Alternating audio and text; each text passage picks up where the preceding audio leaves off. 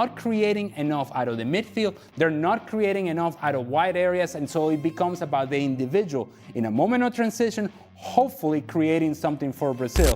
I really think that this team can grow, and they find solutions. And Carlo Ancelotti is maybe doing same move as Jogi Löw did in Brazil in 2014. ¿Crees, Zico, que Neymar, recuperándose en unos cuantos partidos, podrá aportarle algo a esta selección brasileña en este torneo? Esperamos todos, né? A sua capacidade é melhor que todos que estão ali, né? Zico, se vamos esperar o Neymar, vamos esperar ele sentado, porque em pé a gente vai cansar. Fala, meu convocador, tudo bem com você? Vamos dar uma volta ao mundo com a repercussão da Seleção Brasileira na Copa de 2026 e também colocar aqui um debate interessante entre o alemão Jürgen Klinsmann, peguei até aqui para falar a pronúncia correta, que eu falei errado no último vídeo, né? Então, Jürgen Klinsmann, tá? E que tá apostando na Seleção Brasileira, e aí o Alejandro Moreno, que é venezuelano, e tá falando que o Brasil não passa aí nem dos 16 avos e olhe lá, tá ali provocando o alemão, mas o Jürgen Klinsmann falou o seguinte: calma, você vai ver que o Brasil ainda vai crescer nessa Copa do Mundo, será? Então vamos começar assistindo a esse debate britânico. Na sequência a gente vai ver o Zico também mandando a real lá na ESPN Deportes, né? Falando ali o portonhol, no estilo Mano Menezes, que a gente já viu aqui no canal também. E, para finalizar, um debate norte-americano também, que falaram bastante aí do esquema tático da seleção brasileira, o que pode vir. Vamos acompanhar, depois eu quero saber a sua opinião. Vamos lá. The most eagerly anticipated group stage matches here at the World Cup. Some of the headlines in Brazil reading: avoided embarrassment, disappointment in debut. Curious to get your thoughts on this one, Ali. We haven't heard from you. Here's Ancelotti, first of all, here saying maybe the team was a bit anxious and the nerves were all over the place. The second half was better, but it was still tough, and I'm sure we'll get better. In the first half, we were very unbalanced. We did better in the second half. The result isn't bad. You don't win the World Cup in your first match. It's the first time we're hearing from you, Ali Moreno, on this game. And it's a glass half full from Carlo Ancelotti, which you would expect him to be. The sort of doom and gloom that people want around Brazil, I don't think that would help the team if Carlo Ancelotti took that approach. So it's expected that he would be a little bit more positive. What I would say is what was frustrating in watching Brazil play is something that we already knew coming into the World Cup, that was a limitation for them, but it was very much a limitation yesterday. The outside backs are not a presence in the attack whatsoever. When have we ever said that about Brazil? At all. And let me just take you to the other side of the field and think about how important Hakimi is for Morocco and how much he gets forward and how influential he is in the attack for Morocco. And I have to imagine, I don't know this for certain, I haven't talked to Achraf Hakimi, we haven't had a one-on-one conversation, but I'm sure that part of what influenced his game as a right back, as an attacking right back, is watching a guy like Dani Alves. Maybe he's too young to have watched Cafu. Hopefully he did. But that's what you saw from Hakimi is what you would see from Dani Alves, is what you would see from Cafu. You're not seeing it from anybody on the right-hand side from Brazil. You're not seeing from Douglas Santos on the left-hand side. And so it really becomes a team that depends very heavily on whether Vini Júnior can have a moment or two of brilliance, and whether Rafinha can run in behind and find some sort of moment. They're not creating enough out of the midfield. They're not creating enough out of wide areas, and so it becomes about the individual in a moment of transition, hopefully creating something for Brazil. And this is what they were throughout qualifiers. They had issues in qualifiers because they didn't have enough creativity, they were not dynamic enough, they were not explosive enough, and they are vulnerable defensively because through the midfield, they have some legs that are unable to cover the space. What we saw against Morocco is similar to what we saw throughout qualifiers, so it should not be a surprise. So you're preaching concern. Jürgen Klinsmann, we saw Carlo Ancelotti preaching calm. Where do you stand? No, I think Ale is absolutely right. The fullback positions are there. I think to talk about also the midfield line, obviously up front with Rafinha and Vinícius Júnior, you can always hurt any team in the world. But I also kind of on the side from Carlo Ancelotti saying, you don't win the World Cup in the first game. I think it was important that they showed a solid, a decent performance to get into it, because they were definitely nervous. They were a little bit anxious of getting into that tournament after the last couple of years. Everybody was offloading on Brazil because they left in the quarterfinals in Qatar. which actually had a very, very good showing in Qatar in that tournament.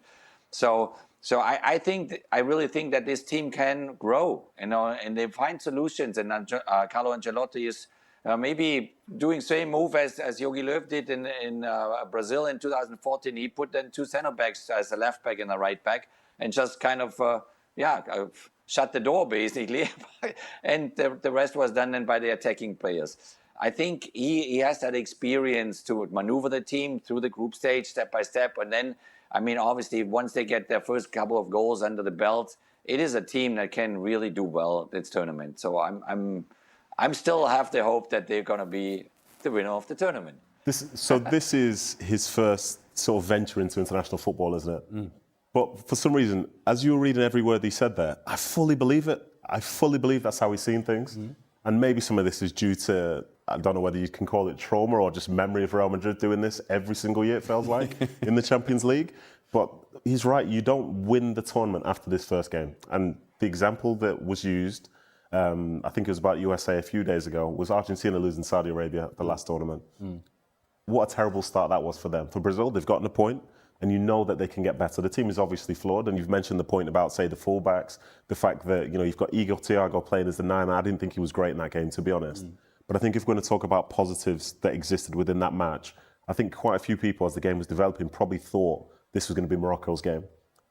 The second half was very much Brazil being in control, and it wasn't like the best version of Brazil we've ever seen, but neither was it for Morocco. So I think the job that they've ended up doing on them shows that the more defensive and solid part of the game that they can establish, it does give them a chance. And with the quality that they have in terms of the forward line, when it needs to be there, I think that can make a difference. Will Neymar be a real addition if he can get back fit and healthy for you?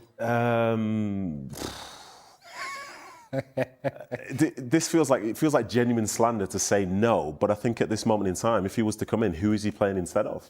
That's the thing. If you get a fit and healthy Neymar for 20 minutes, again, who's he coming on for? Who are you going to take? You're going to take off Vinícius Júnior for him? Are you going to take off Rafinha for him? Like, I don't see those being the changes at this moment in time. I suppose it depends on the game state, right? Jürgen, where do you stand on this with Neymar? Yeah, absolutely, he's a weapon. I mean, because he's frightening the opponents. I mean, if Neymar steps on the field, it's Neymar. And the other team will trying to figure out, okay, what role is he playing now?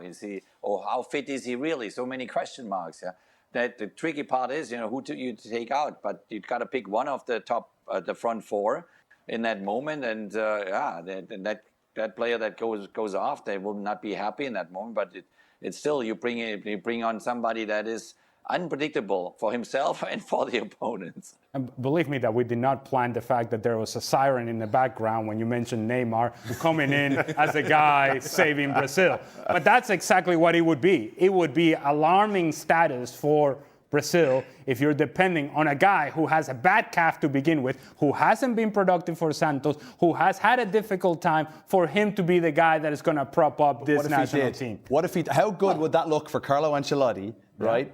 Who brought him in when a lot of people felt he wouldn't, and if he was to produce. It's a big case of what if, but it's Neymar we're talking about. Well, no.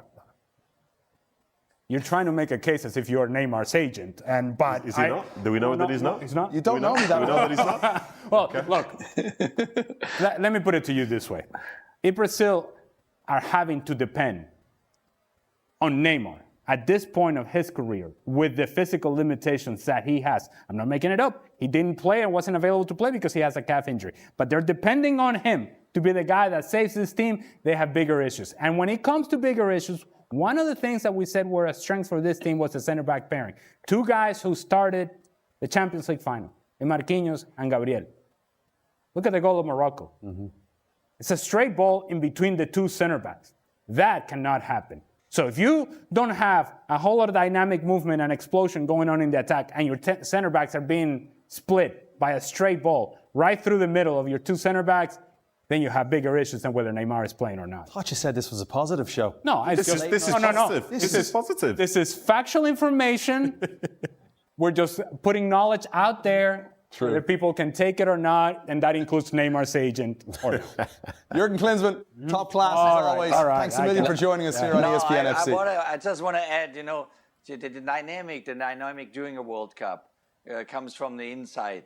The dynamic comes from the team, from the players, how they gel right now, how they build a chemistry, and how they start to figure out also solving their problems themselves. It's not only Carlo Ancelotti solving Brazil's problems, and he cannot reinvent, the game in Brazil, and he will never do. But there is something extra that I as a coach, I would love to have extra card to play called Neymar, and maybe he's not the fittest right now, but he's just a kid that kind of confuses everybody then. But you don't know the energy that he creates within the Brazilian locker room. So we don't know that. Unfortunately, we would love to know it. But this is on a daily base, basically. There's a whole team together for 5 or even 7 weeks with the preparation. And if they create a specific dynamic and support each other and are there for each other, and if this Brazilian team goes behind Neymar and says, you know what, you're not in the best of your shape and this and that, but, you can do some special things if, you choose to. So, and then support that, and the locker room supports that, then, maybe not right now in the group stage, but there comes a knockout phase, maybe there comes the extra time, because these teams will go, if they go all the way till the end, they're going to go through at least 2 penalty shootouts. Because now with round of 32, you have 5 knockout phase games. So, and I can throw in the 88th minute Neymar for 32 minutes with the extra time and scoring me a penalty at the end then too. Well, I take him blindly. Oh, you're getting me fired up. This sounds like a man who picked Brazil to win the World Cup. That's what that sounds like.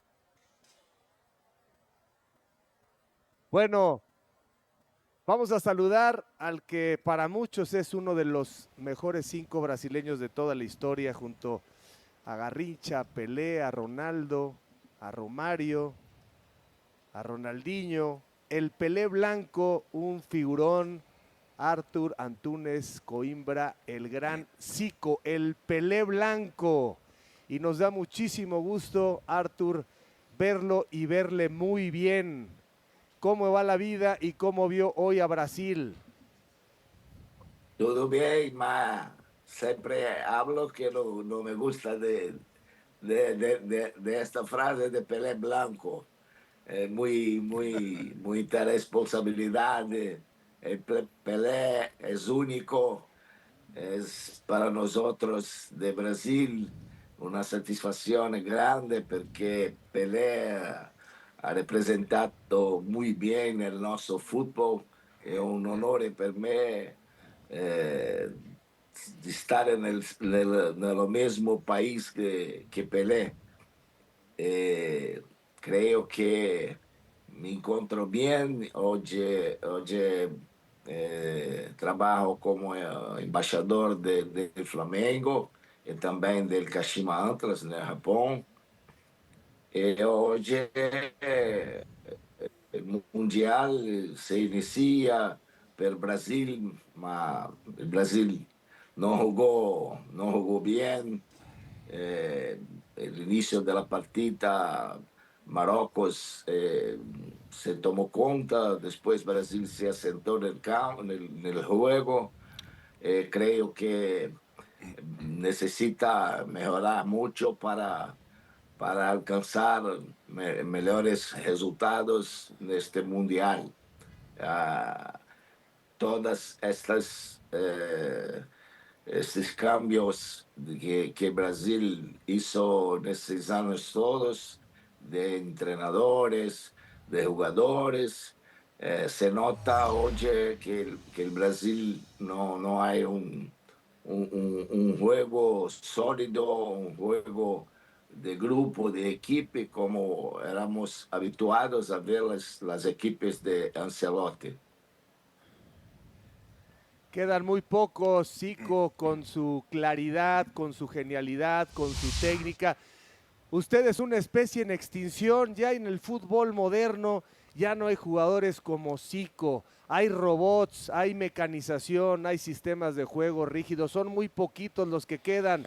Usted no lo va a decir, pero nosotros coincidimos que una de las mentes maestras que nos dio el fútbol es la de usted. ¿Por qué ya no hay jugadores con esa capacidad de improvisar, con ese virtuosismo? Sí, es verdad. Yo puedo decir sí, porque acompanho o futebol, estou no futebol de Brasil, e eu penso que isto vem das categorias inferiores, já da Zico, estão dando mais privilégio a las posiciones tácticas que las capacidades de jugadores. Hoy los jugadores que piensan, que articulan las jugadas, están siempre siendo colocados pelos cantos del campo. No se ve más jugadores, este número 10 que Brasil tuvo tantos jugadores. Hoy no hay una preocupación para se hacer ya de las categorías los jugadores con esta cualidad. Hoy en el Brasil los 10 de las grandes equipes son todos 10 de jugadores de otros países que están ocupando estas posiciones. Por eso, cuando se van a las selecciones, las nacionales, se siente muy falta de este tipo de jugadores. Para mí era una pena muy grande de ver que el Brasil hoy no hay un jugador con esta característica en la su selección. Profe, Zico, perdón. Zico, hablas de que no tenemos el 10. Ok, estoy de acuerdo. Pero ya no tenemos ni 10 ni 9. ni 8, También. ni 7, ni 6, ni 5, ni... También, que el Brasil se habituó con Ronaldo, con Careca, con Romario, con Adriano, eran jugadores excepcionales. Y hoy es difícil, no hay jugadores con esta característica. Para mí, el mejor número 9 de Brasil en este momento es Pedro, que juega en el Flamengo. Es un jugador con estas cualidades que donde está siempre en los campeonatos, siempre el número 1. Tuvo un problema grande el tiempo un poco atrás, el último año de su rodilla. Con esto tuvo fuera un poco de tiempo, ahora retornó, pero no tuvo tiempo para Ancelotti mirar con más cariño este jugador, porque para mí el número 9 de Brasil, el mejor, hablando de los jugadores que juegan en el Brasil y que juegan en el exterior. Profe, lo saludo con mucho gusto y con mucha admiración. Soy Ricardo Peláez. Tampoco hay laterales como Roberto Carlos, como Marcelo, como Cafú. O sea, si seguimos en ese tenor. ¿Qué opinas específicamente de Vinícius y de Rafinha? Rafinha hoy tuvo una actuación que se esperaba un poco más de él, porque estaba muy bien en el Barcelona. Vinícius es un jugador que es la su característica de contraataque.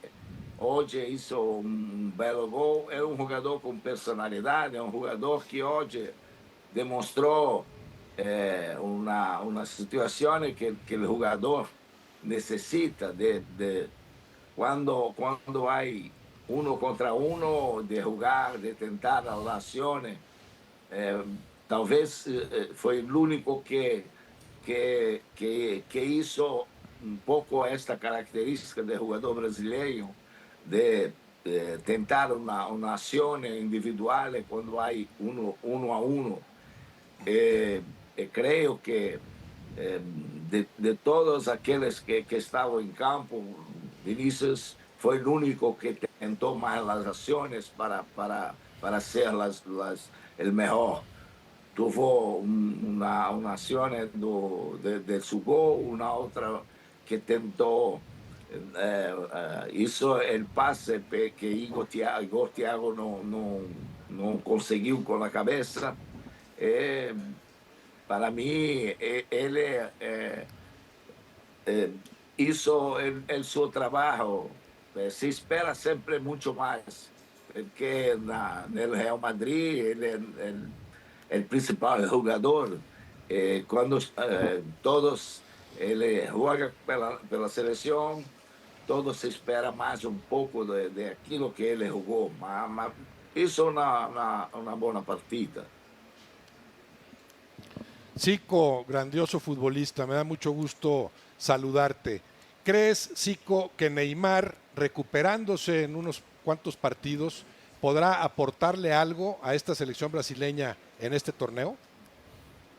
Esperamos todos, ¿no? Porque Neymar en los últimos meses estaba mejor que del último año, porque estaba con la posibilidad, estaba jugando domingo a domingo, estaba en mejor condiciones, pero es una interrogación, porque su problema de esta lesión necesita tranquilidad para una recuperación. Su futebol no se olvidó del fútbol, pero necesita una buena condición física para poder soportar hoy esta condición de que los jugadores y él necesita jugar, cosa que no estaba haciendo un mes atrás, mas la su capacidad es mejor que todos que están ali, né? Zico, se vamos esperar o Neymar, vamos esperar ele sentado, porque em pé a gente vai cansar. Ele é um jogador que, como poucos, mas esses últimos anos, muitos problemas, não há uma continuidade de jogos. Foi para o Brasil, no momento que tu não vê que há um jogador com a sua qualidade, se espera sempre um pouco mais. Mas a situação que se falou aqui da sua lesão, eu não sei como fala panturrilha em espanhol. Sim, é panturrilha. É panturrilha. A panturrilha é uma das lesões piores para os jogadores, que tu pensa que está recuperado e quando hace um escato sempre há o seu temor de sentir novamente, principalmente jogadores acima de 30 anos. E esperamos, né, que com ele a situação de esta qualidade do futebol brasileiro no meio campo, daquele jogador que pensa, jogador que organiza, que hace bem os passes para os atacantes. Os últimos jogos de Neymar no Santos estava melhor assim. Não era um jogador mais de arranque, de pegar o balão no centro-campo, de fazer as jogadas individuais, mas a sua inteligência, a sua qualidade, fazem com que ele possa passar fazer os passes para os jogadores com uma melhor capacidade. Maestro Zico, un honor tenerte aquí en las pantallas de ESPN. Dos preguntas. La primera, para ti, ¿quién es el mejor jugador actualmente de Brasil? Y la segunda, ¿hasta dónde crees que llegue Brasil en este mundial? Yo soy una persona optimista y yo espero que Brasil pueda possa chegar em las finales entre os quatro classificados. A sua estrada não é tão difícil para conseguir isto.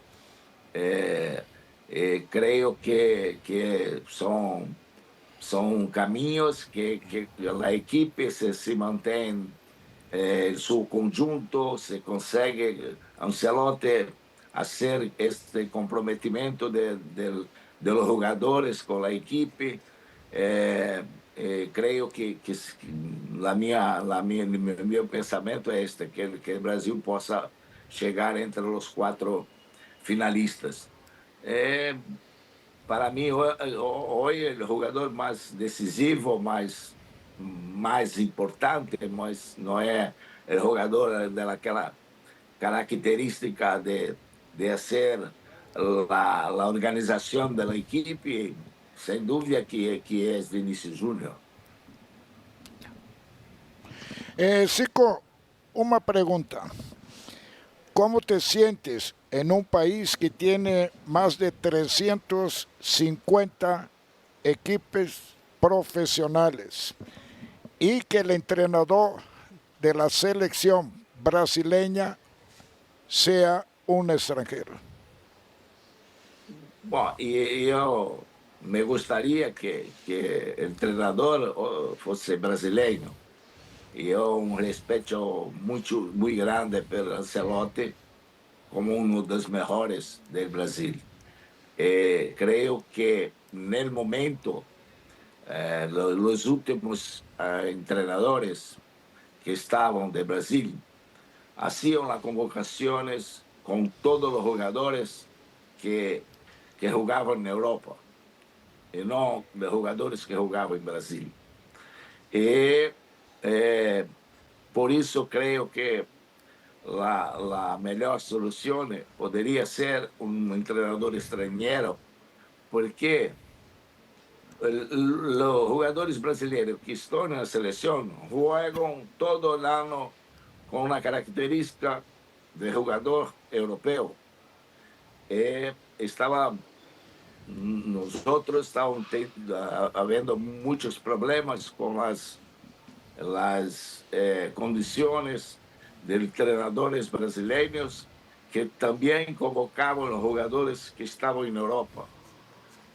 Uma volta, me parece que com Dorival Júnior, que o Brasil se portou para jogar 2 partidas amistosas pela primeira vez depois de 10 anos, que tuvo mais jogadores que jogavam no Brasil que jogavam na Europa. Eu creio neste momento que todos os 26 jogadores praticamente são, digamos que são quase 20 que jogam na Europa. É melhor haver um treinador que está ali, mas ligado ao futebol europeu.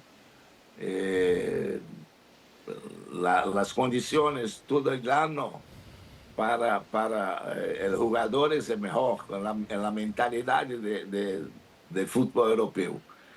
Esta é uma solução que não me gusta tanto, mas é que vive o Brasil no momento. Zico, es un honor tenerte en estos programas, en este mundial aquí en ESPN. Un gran abrazo con mucho cariño. Sabes que el público mexicano tiene una veneración auténticamente y sabemos lo que construiste para beneficio del fútbol mundial. Muchas gracias, Zico. Está sempre um prazer muito grande. Me gostaria de estar num dos postos como o México, ou na América, ou em Canadá, mas com meus compromissos em Brasil, tive que permanecer acá, sempre à disposição. Sou muito contente de poder ver este carinho, esta recepção do pueblo mexicano, não só comigo, mas com todos os brasileiros. O amor é muito grande. Espero que el Brasil possa hacer un belo mundial. Y también México, que tuvo una satisfacción de ver un público fantástico en el inicio del mundial. En México jugaron una grande partida, ganar y quién sabe más a frente los dos se encontrar en este mundial. Quién sabe en una final Brasil y México. Let's talk about Vinícius Júnior's day then, because here's a look at just some of the numbers and metrics behind him, including his heat map as well. What did you think? The highest rated player, his favoured position? What would you give him, Troy, seeing as you love stats so much? I actually thought he played well. Probably the only player on the pitch that kind of like jumps off the pitch when you're watching it and goes, okay, that's that extra X factor. The goal obviously makes his number jump up to an 8. Thought defensively he was a lot better as well, but something's not right with this Brazil team, because if they're going to play like that moving forward, the further on in the competition they get, people will just double up on Vinícius Júnior. The better teams will just stick to there and kind of tactically shape it up so you have to go down the opposite side of the pitch. So again, when you're setting your press, you're going to say, okay, let the right back have it, keep him that way and just take him out of the game. So I'm a little bit concerned for that bigger picture stuff, but his goal was the quality that we know he has, and the frustration, like we spoke about at half-time, is he doesn't do it enough moving forward. And again, if he's going to be not just a commercial superstar, but a footballing superstar that we talk about for the next 10, 15 years, he needs to put in performances like that more consistently. I think Vinny takes advantage of. Sorry, Nige. I think Vinny takes advantage of a lot of teams and a lot of players with his physical capabilities alone. Obviously, he's a great dribbler, one of the best in the world, but with his speed. And tonight, it was like well matched. So he was kind of, aside from that one moment, he struggled to even just get crosses off. It was that difficult. And now, as the modern game moves constantly towards physicality and speed and all these metrics that we use, how high can you jump and all these things, the game, sometimes both teams try to dominate in those sections. Neither team said, hey, let's settle, let's play some football, let's move it, let's have some timing, let's have some space. Lucas just said, let's have some control in the midfield, let's create, let's apply a sustained pressure on top of them, let's control the moments, let's play some football. There was no clarity in the game. It was like, we're going to run faster than you, we're going to press you, we're going to jump higher than you, we're going to whip balls across your body. It was played in with physicality, which I'm surprised. Morocco, not so much, right? But with Brazil, you think they normally have the physicality and a little bit of football, and that's why they have 5 World Cups. But they were very naive today. Like, under pressure, just turned it over so much. But just on that point, though, if they had a bit more control, it actually would open up Vinícius, because if they're playing balls in midfield, Morocco try and jump, and as they try and jump, now you split the lines, now he's getting the ball, he's 1v1, and maybe you're forcing Hakimi to not go forward. You're actually saying, right, you're going to have to stay and hold. So, yeah, that's why I'm saying it's a little bit, for me, from a coaching point of view, you look at it and say, well, okay, what are they trying to do here? Is it just going to be give our best player the ball? That's stuff that you see at Sunday League. Well, I'll just look, by the way. Yeah, it's like give the best player the ball. Felt like that a little bit. Yeah, at the average positions, Nige, sorry, we just want to show this as you make your point. Yeah, I mean, for me, you look at average positions there, it's probably played in the middle of the pitch. And I would say one thing that's always been a foundation of Brazilian football and great Brazilian teams we've seen is chemistry in the final third. There just didn't seem to be any real chemistry in the final third of this Brazilian side right now. You look at exactly like the boys have said, cheap giveaways, people wanting to do, having ideas in their head, but it's not connecting and not coming off. And historically, great Brazilian teams we've seen, that's one thing you can never question. The chemistry in the final third of the creativity and the goal scorers that they had has always been the history and the foundation of Brazilian teams. And today, they were really lacking that. I think it was too many individual moments where you saw one time Vinícius Júnior trying to flick it and Rafinha wasn't in tune. That was never Brazilian football, because that always used to connect, bang, bang, bang, and we'll be like, oh my God, that was beautiful. That was big swag and big combinations, and there was none of that. That average position was interesting because Lucas said one thing that was really, caught my eye was the outside backs. They don't have a Marcelo, Dani Alves, Cafu, Roberto Carlos that get up and down.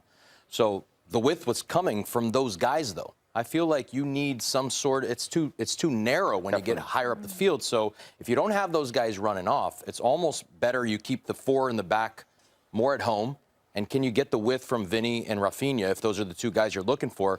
I'm almost wondering if you a 4-4-2 where you have a little bit more movement Madrid, close to the goal. Yeah, more movement around the goal. I just don't know if Brazil has two center midfielders that are good enough to the legs, right that's to just problem. dominate a game. They can against Haiti, of course, but I don't know if they can do it against Scotland, and definitely not in the knockout round. I don't know whether you can just re-put that graphic back up for us, Janice. Well, that's the two midfielders that we've got. Average position, they were on top of each other in midfield. Yeah. It's so difficult. Look, when you look at 28 and 5, it's so difficult to keep the ball in such tight spaces anyway. But also, you've got a full pitch. These guys are all on top of each other. That's where I think they lost it as well, because you'd expect the 20 to be a little bit out, 5 yards out to the left, and the 8, 5 yards out to the right, just to give you that basic triangle shape to be like, okay, now we can play, here's a way through. But it just felt like they was all sat on top of each other, and that's an area they have to look at. You can be close if you can play one-touch football quick. If it's 1-2 touch and you can move the ball quickly, that can work. We've seen great teams like the great Spain team do it. But you need an outlet. That, you do need an outlet. They don't have an outlet, though. They don't have There's an outlet. no one out wide higher up, right? Rafinha's but that's inside. the modern game, and they're also probably taking what they do domestically, how they play for their clubs. Because most of these players now, especially the higher up, they never stay out wide. They all come in narrow. They want to do the same runs. They all want it to go in there. That's the problem with the modern game. And then when you look at Ancelotti as well, historically, he doesn't really like to influence or overcoach in the final third. He lets the players have that freedom and responsibility to go out and express themselves.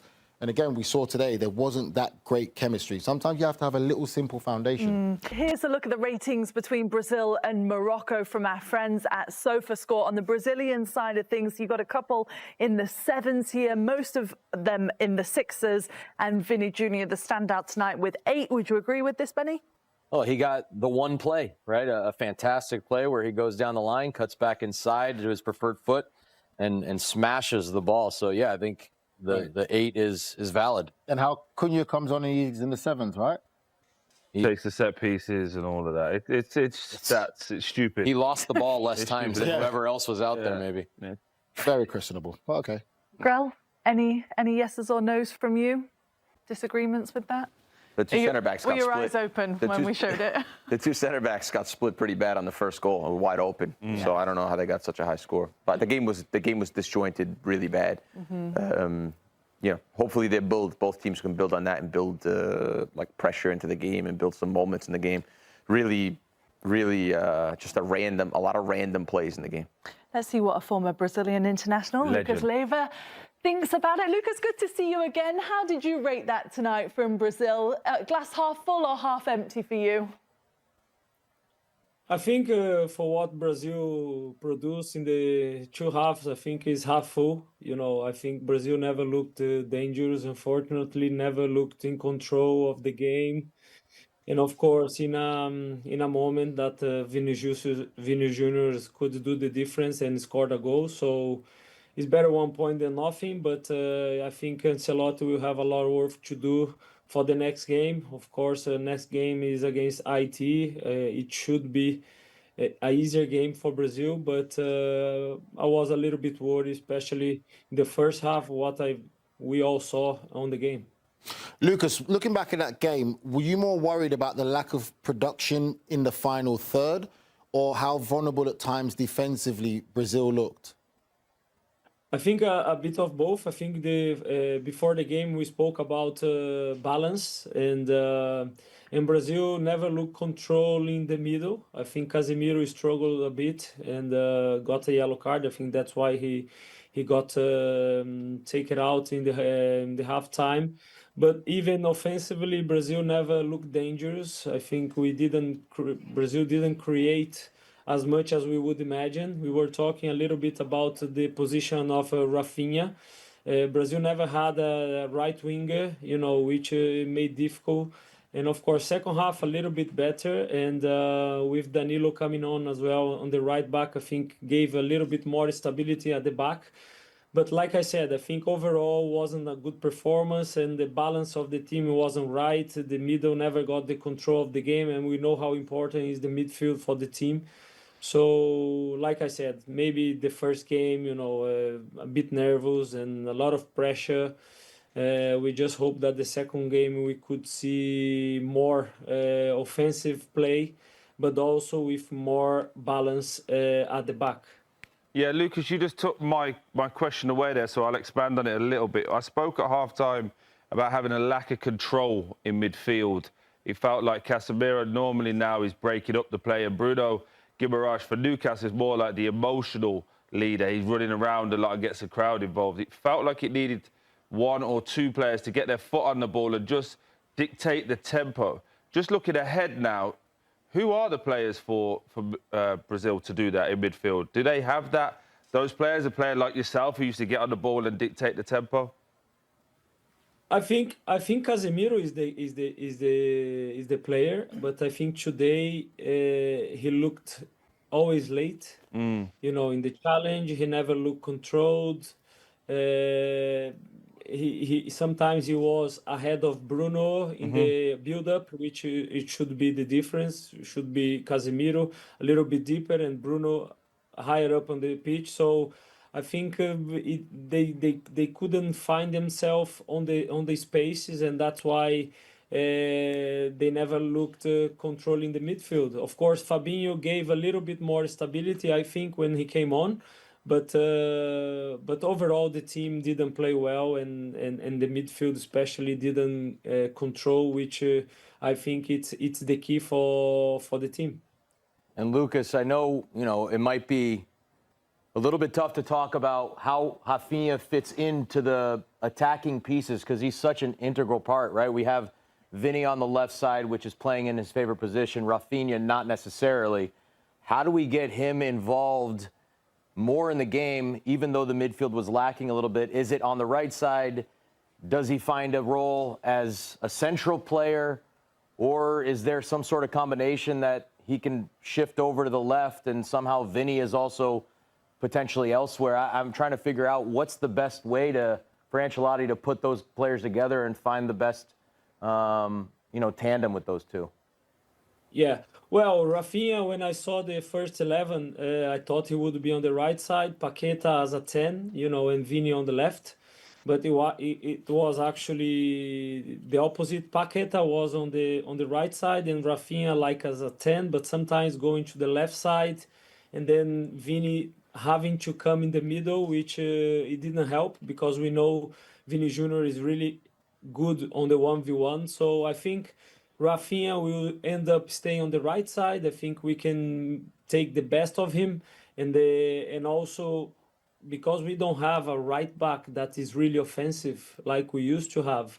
So I think it will be the best position for Rafinha, and of course Ancelotti will have to find a second striker or a number 10, which we don't really have apart from Neymar when he's fit to play behind the strikers. So Rafinha, I see him more as a right winger because then it gives him the chance to go inside, to shoot, to make combinations, and then it doesn't use as well the space of Vinícius Júnior that it happened, especially in the first half.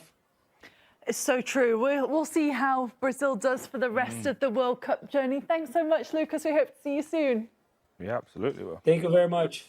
Bye bye. Bye. Bom, pessoal, a minha opinião é a seguinte: esse jogo contra o Marrocos foi a melhor coisa que poderia ter acontecido para o Brasil nessa Copa do Mundo. Porque, vamos lá, vamos supor que de repente começa o jogo, um marroquino é expulso, o Brasil ganha de 2-0 com essa formação, né? E a gente tá achando que tá tudo bom. Aí nós vamos ganhar do Haiti, a gente ganha de 1-0 da Escócia, passa para o 16avos com essa formação e achando que tá bom.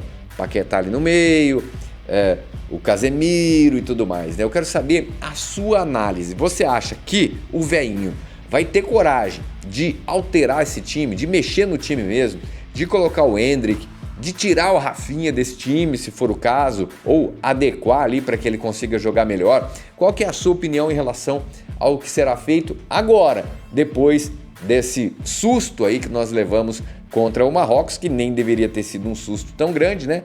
Porque a gente sabe que o Marrocos é muito bem treinado, foi o único jogo da primeira fase com 2 times no top 10 do ranking da FIFA, né? O Brasil em 6º, o Marrocos em sétimo, se não estou muito enganado. Então o Brasil foi realmente o que teve o adversário mais difícil nessa estreia, com certeza, dos campeões mundiais. O Brasil é o que tem o adversário mais difícil. A gente viu a Holanda começando contra o Japão, que é um adversário difícil também, não conseguiu vencer. Então eu quero saber a sua opinião. Você acha que Jürgen Klinsmann está correto ou está mais com o venezuelano Ale Oliveira? Ale Oliveira não, Ale Moreno. Um forte abraço, até o próximo vídeo.